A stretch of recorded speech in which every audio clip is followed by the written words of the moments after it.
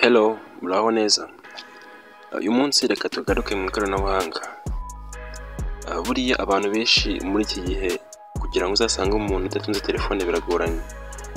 Ariko nanone kuba dutunze telefone ntabwo bivuze ko tuzikoresha kimwe.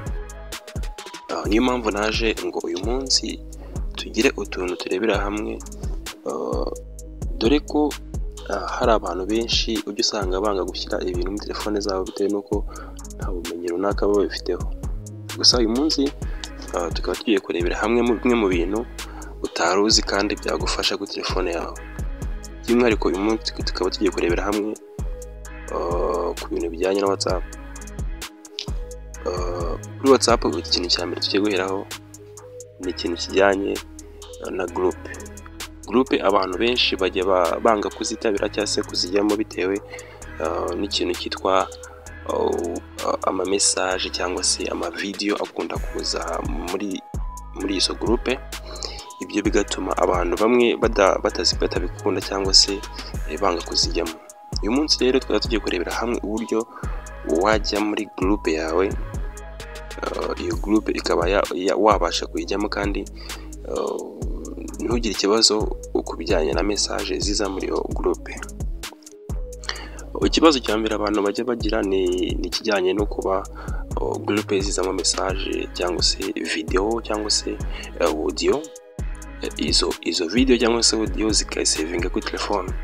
Ukaba ufite telefone yawe ugafungura connection, wajya kureba ugasanga phone yawe yuzuyeho amavideo yavuye muri ya groupe cyangwa se ama audio. Ibyo bikaba byatuma utishimira kuba muri groupe. Ariko hari uburyo ibyo wabihagarika kandi ugakomeza kuba muri iyo groupe. Ese niki wakora? Ikintu cya mbere ukora, fungura WhatsApp yawe, nkwereke buri step y'uburyo ibyo wabikora kandi ukaba muri groupe yawe nta kibazo. Uburyo ubikoramo, first cya mbere reka turebe muri groupe imwe muri izi ureba hano.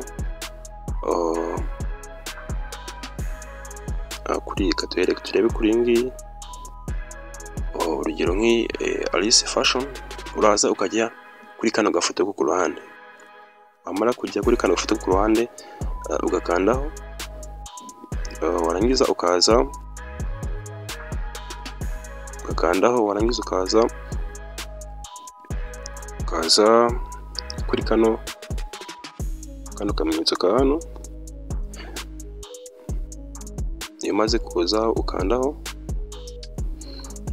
iki gihe ugiye muri setting ya groupe, uramanuka hano hasi,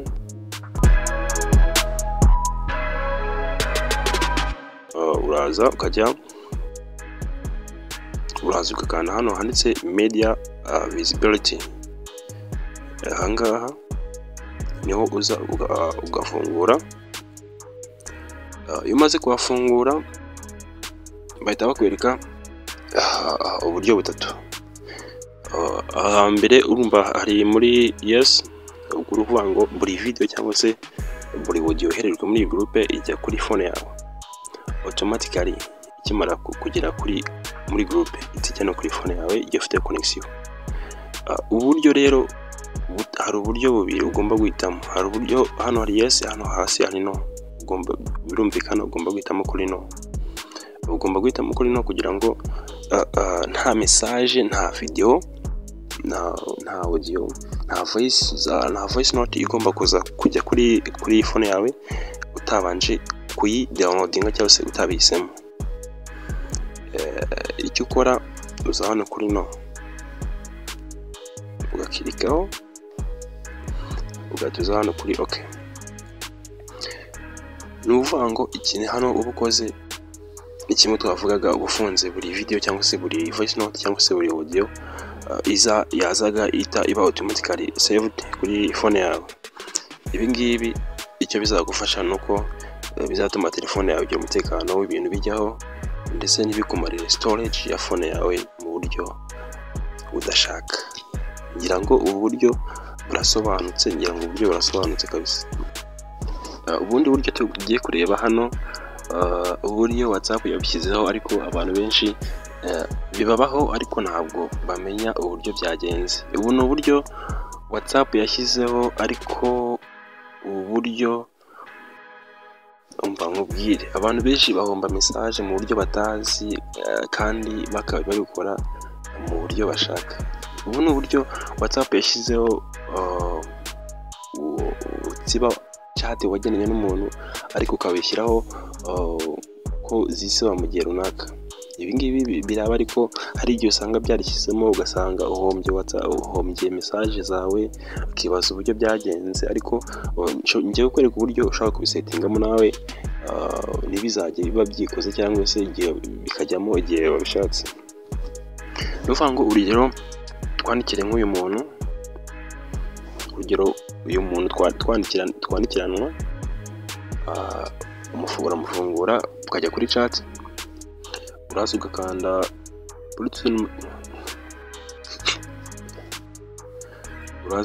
kuri tuno tudomo dutatu turi hejuru mu nguni, dukandaho, ukaza hano handitse disappearing message, kugira ngo urimo urahareba, ukaza hano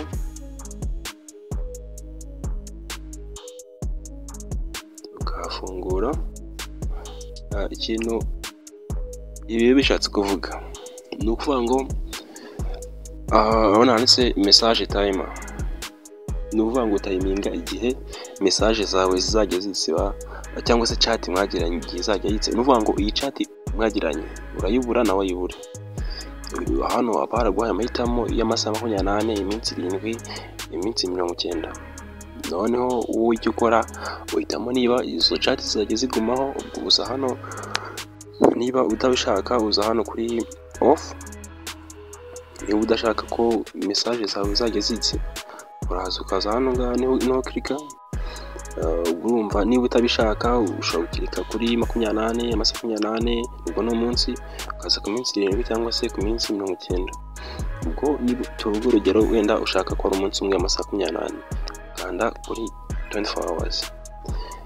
Ubwo ikimara gukandaho usa n'usubira inyuma kuri back kuri phone yawe, ubwo system bayigiyemo. Urabona ko system yamaze kujyamo, urabona ko bahise kuri WhatsApp bagwa message kugira ko icyo gihe runaka wemejemo message zizajya zitse. Ikitonderwa, izi message bashyizeho kuzigarura niba byishoboka, kuko ni system, ni WhatsApp ubwayo iba yazibye, ntabwo ari wowe uba wazitse bishaka. Ngira ngo ubu buryo burasobanutse. Mwibutsa gukanda subscribe kuri Ingabo Yacu TV niba wanyuzwe n'ubu buryo ndi kukubwira hano kuri WhatsApp. Ngira ngo ushobora no kutwandikira muri comment mukatubwira ubundi buryo wifuza kumenya kuri WhatsApp yawe, dore ko natwe tuzajya dukomeza tubana nawe mu bindi biganiro bigiye bitandukanye. Tukaba tugiye kurebera akandi kantu, gusa nsa nk'uwari wakavuzeho gato. Uburyo urabona nk'abantu baba mu magroupe menshi cyane, hari uburyo ubangamiwe nuko na message ziza, wenda telefone ishobora kuri kurana cyangwa se gukoresha telefone bigasona cyane bitewe na message iki bla bla bla. Murabizi mu WhatsApp, abantu mu WhatsApp message aba ari nyinshi cyane. Ngiye kwereka uburyo izo message zajya ziza, ariko ntumenye ko zaje, ukazirebera muri chat gusa, cyangwa se ukabireba ko zaje ariko ntizisone cyangwa se ntizikubangamire. Ikintu ukora uraza ukajya kuri groupe yawe.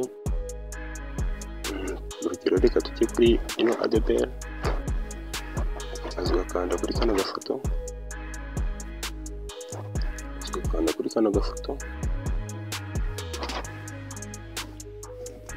warangiza ukaza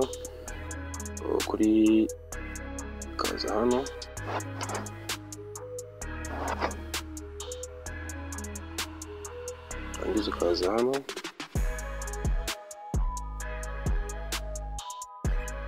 ugafungura, ukamanuka hano hasi ukaza kuri hano handitse notification.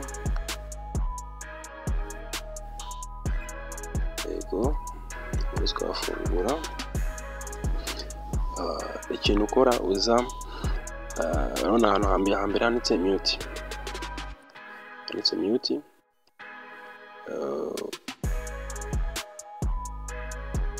urabona ahantu hambere handitse mute, uraza ukaza ugakanda hano kuri kano kantu ko mu nguni, ukagabana karakabaga kari off, maze ukagafungura. Ikimara kugafungura bahita bagusaba ati iki gikorwa ushaka kiraba mu masaha 8, ese kiraba mu gihe cy'ukwezi cyangwa se kiraba mu masaha 8 cyangwa kiraba mu gihe cy'icyumweru. Ushobora guhitamo bitewe wenda n'impamvu runaka, cyangwa hano hasi bikaba mu gihe cyose cyangwa se always. Njyewe reka mpitemo wenda mu cyumweru kimwe. Iki cyumweru izaba iri mute cyangwa se iyi message zaye ziza ariko zitavuga. Icyumweru gishira bizavamo, ariko iyo ukanze hano kuri always bigumamo. Kabitemo mu gihe mu cyumweru. Noneho ihane kuri message zisanzwe. No, ugomba no kubikora kuri voice chat. Voice chat nayo iri hano hasi. Voice chat nayo ugomba kuza ukayimutinga. Nayo ukandaho, naho bakubaza niba ari amasaha 8 cyangwa ari wiki. Ushobora kumisha kuri always. Nuvuga ngo ahangaha ni message zije zose, ka message igomba kubangamira izamo sonora cyangwa isona, ugomba gukora telefone yawe itekanye. Ngira ngo ibintu maze kubwira ndakeka bigufashije. Niba wari ubizi it's okay, ko niba utari ubizi ndumva bigufashije. Ngira ngo ushobora kubana mu bindi biganiro bigiye bitandukanye, ariko reka mfate umwanya gushimira ko wafashe umwanya ukareba video yose. Ngusaba gukora subscribe, ukana like, ndetse ugatanga na comment y'uburyo ubonye, ndetse ugasanga inshuti zawe. Ndagushimiye. Amahoro y'Imana abane nawe.